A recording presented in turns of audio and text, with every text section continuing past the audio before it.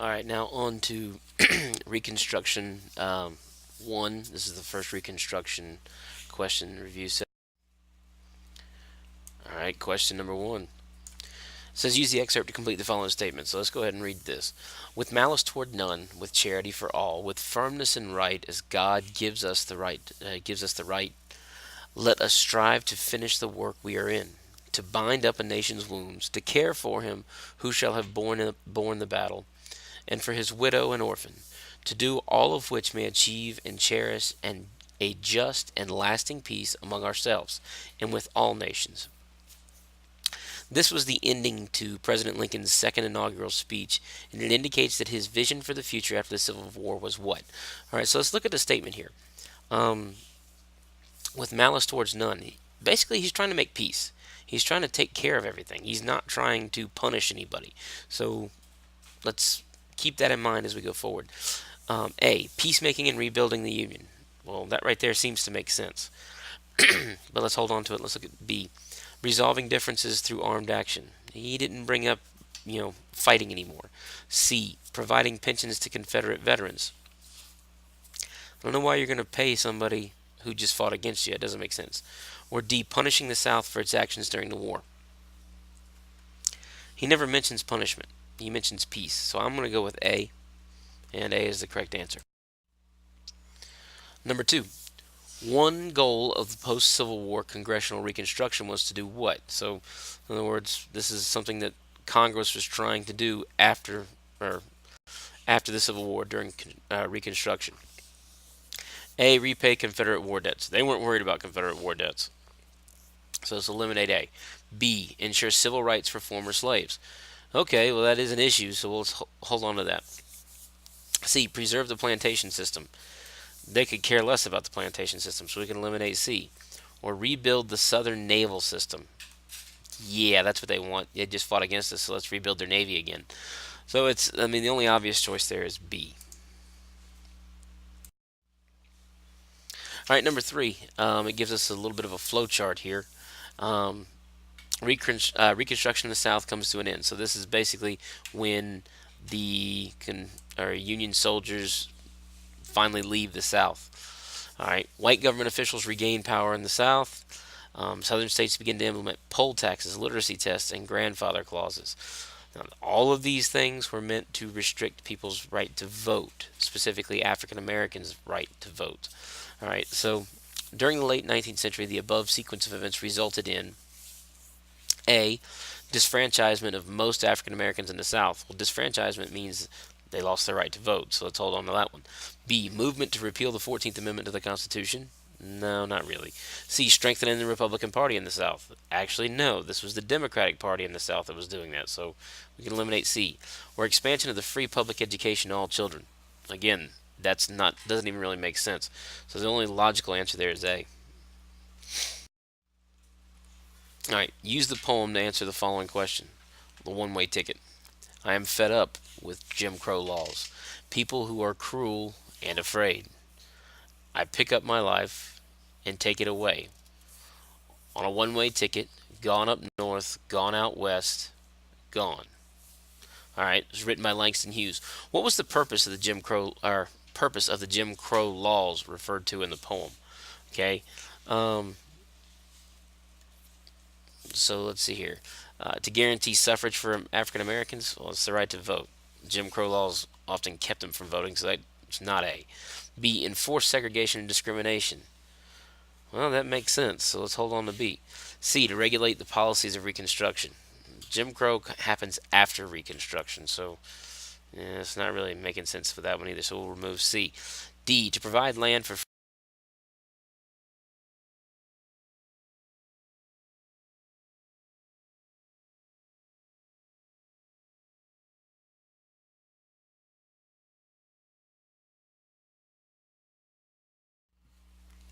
All right, on to number 5 now. Which statement best describes supporters of radical Reconstruction? All right, A. They emphasize the need for rearmament of the South. Nobody wanted to rearm the South, so go ahead and get rid of A. B. They encourage the appointment of rebel leaders to high government posts. Again, you're not going to put them back in charge if they're the ones that just led a rebellion, so we can eliminate B. C, they promoted advances in rights that would later be undermined. Possibly. We'll hold on to C. Or D, they focused on industrialization in the South. Um, Most people that believed in radical Reconstruction, mm, they weren't really worried about industrialization in the South. So really, the only logical answer with that one would be C. All right, what was the most important result of the Hayes-Tilden Agreement, or the Compromise of 1877, following the presidential election of 1876? Um, this was essentially a negotiation to figure out how electoral votes were going to be split, and ultimately it results in Hayes becoming president. And the big thing here is that it got them to pull federal troops out of the South, and that marks the end of something specific. Um, let's go ahead and read the answer choices here. A, the end of Reconstruction. That seems to make sense. Let's hold on to it. B, the passage of the Dawes Act. Dawes Act had nothing to do with the South or anything that went with this. Okay, so let's get rid of that. The rise of multiple radical political parties. No, not really. Or D, the construction of the Transcontinental Railroad. Had nothing to do with this. Okay, so it's going to be A, the end of Reconstruction. All right, number 7. In the years after Reconstruction, sharecropping was a common land arrangement. Okay, so this little chart here tells us about sharecropping. Tenant farmers rented small tracts of land. The tenant paid rent in the form of a share of that year's crop. In other words, they gave the owner of the land part of their crop. After the harvest, tenant repaid the landowner for costs of equipment. Okay, and tenants were often in debt after the year's accounts were settled. In other words, when they sold their crops, they didn't make enough off of them to actually pay off what they owed. All right, the system described above brought about which result? All right, continued cycle of poverty. Well, if you're going into debt every year, you're going to remain in poverty. So let's hold on to A. Federal regulation of farm credit had nothing to do with this. C. Establishment of agricultural colleges. Again, nothing to do with this. And low food prices due to overproduction. Well, to be honest with you, after the Civil War, you start to have issues with overproduction and low food prices. But that's not what this is talking about. Okay, so it gives us the continued cycle of poverty. All right, the Supreme Court supported Jim Crow laws through decisions like the one in 1896 case of. All right, so this is straight up just know your court cases.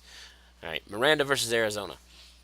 Okay, Miranda versus Arizona has to do with your rights if you're, you know, being arrested. So nothing to do with that.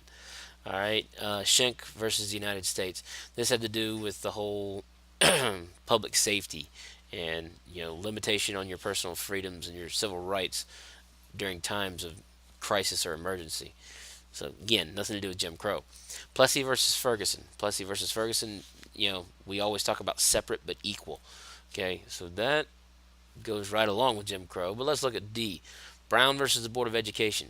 Brown versus the Board of Education overturned Plessy Ferguson. It was kind of a big um, shot taken at Jim Crow laws in general. So D would be the exact opposite. So the only answer is C. All right, number 9.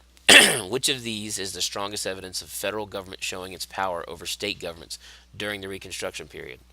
All right, so federal government showing that it's stronger than the states. Um, A, the creation of the sharecropping system. Federal government had nothing to do with that. Let's get rid of it. B, the migration of carpetbaggers to the southern states. These are just people from up north that came down south trying to make money. The federal government, again, didn't have anything to do with it, so remove B. C, the military occupation of the former Confederate states. In other words, our federal army coming in and taking control of the South after the war. Huh, that seems to make sense. Or D, the creation of the Freedmen's Bureau. Federal program, but again, it wasn't really telling the states what to do as much. So the answer to this one's going to be C. All right, number 10. How did poll taxes limit citizens' rights to liberty in the late 1800s? In other words, poll taxes, you had to pay a poll in order to, or sorry, you had to pay a tax in order to vote. Okay. All right, so here, A, the poll taxes kept women from voting and denied them a voice in the government. No, it wasn't geared towards women, so let's remove A. B, the poll taxes prevented black males from voting and denied them a voice in the government. Let's go ahead and call that one a winner, okay? Because that's what it is. The poll taxes were meant to keep African American men from voting, even though they technically had the right to. All right, number 11, which best completes the diagram? Okay, so the diagram is talking about African American responses to the Jim Crow laws in the early 1900s. All right, you have the Great Migration, where you have African Americans moving out of the South and moving up north. The National Association for the Advancement of Colored People, again, you know, came along to fight unjust laws that they believed were unconstitutional. So it's, militia leagues, it's kind of a security issue amongst African Americans. So again, it's one way they dealt with it. So let's look at what the rest of them can be. Grandfather clauses. Well, grandfather clauses hurt African Americans. It wasn't an African American movement, so we can get rid of that. Sharecropping, again, it was an economic system, really not much to do with Jim Crow. All right, the Democratic Party. Democratic Party was actually responsible for most of the Jim Crow laws. So the only logical explanation we have left is the Niagara movement. And you had the whole Niagara Conference in New York talking about African American rights.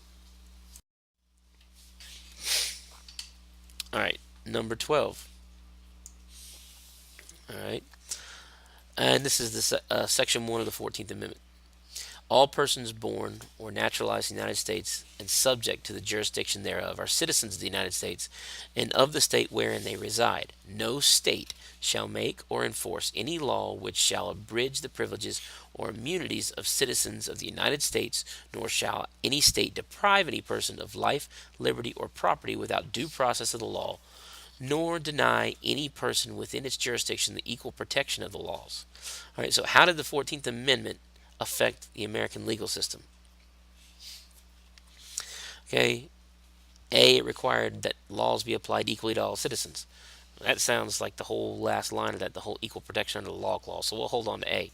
B, it granted citizenship to all citizens. No, it doesn't. It says people that already are citizens. So we can get rid of B. C, it ensured that a state could not take a citizen's personal property. No, the state can take your property with due process. So it's not C. D, it extended the concept of community standards to state laws. What does that even mean? That has nothing to do with the question. So we're going to go with A on this one. All right, number 13. Which event best marks the end of the Reconstruction period in the South? We've already talked about this in another question. Okay, so A, all southern states had met the requirements set by Congress for statehood. Nope. B, President Grant chose not to run for re-election in his third term of president. Well, it might have been his choice, but that's not what ended it. C, the radical Republicans in Congress decided that Reconstruction was a failure and a waste of government funds. Kind of, but that really wasn't it. D, the Republican Rutherford B. Hayes makes a deal in order to defeat Democrat Samuel Tilden in the presidential election. That's the Great Compromise. That's the Compromise of 1877. So that's going to be it. That's D. Okay, and ultimately it results in the military, the federal troops, leaving the South. All right, number 14. What was the effect of the passage of Jim Crow laws in the United States in the late 19th century? Jim Crow laws led to segregation. Okay, and that's going to be A. Racial segregation was required by law in the southern states. Notice there, I knew what the answer to the question was before I even looked at the answer choices. Try doing that. Try formulating your own answer and then going down and seeing real quickly if any of them match up with your own. But make sure you take the time to make sure that it's the only one that matches up with your own, and it actually does, and you're not reading it incorrectly. All right, number 15. What main goal did Republicans in the North share during Reconstruction? A. Allowing government officials to enforce black codes. No. B. Building a. Do I even really need to point out the fact that there's no way the North would be supporting groups like the KKK? So let's get rid of B. C. Helping freedmen move north to work in factories. Okay, maybe. Or adding numbers to their political party by helping freedmen. In other words, we're going to be nice to you so you'll vote the way that we want you to vote. That's the idea. That's what they did. The answer is D. All right, following Reconstruction, Democrats returned to power in the former Confederate states and renewed the social and political oppression of Southern African Americans. What was one result of this situation? So, Basically, you had the Jim Crow laws. All right. A. African Americans became farm workers in the North. Not really. B. Thousands of African Americans moved to the Midwest. Okay, well, we'll hold on to B. B makes sense. C. The colonization movement settled African Americans in Liberia. That did happen, but that was kind of a very, very small part of what happened. So probably not C. D. Southern African Americans refused to serve in the U.S. military. Not really. So we're kind of torn between B and C. It's going to be B. All right, number 17. What was one significant economic reason why the South remained poor after Reconstruction? All right. A. Physical damage to the South that resulted from the Civil War. Well, that took a long time to recover from, so that makes sense. Let's hold on to A. B. The shortage of labor as freedmen left plantations for northern factories. It takes money to leave, and most freedmen didn't have money, so probably not. C. High taxes imposed on the southern states as punishment for secession. Technically, that didn't happen. D. The money printed by the Confederacy that led to inflation in the South. After the war, Confederate money wasn't worth anything, so that really doesn't make sense. It wasn't even legal tender. So the answer to this one's going to be A.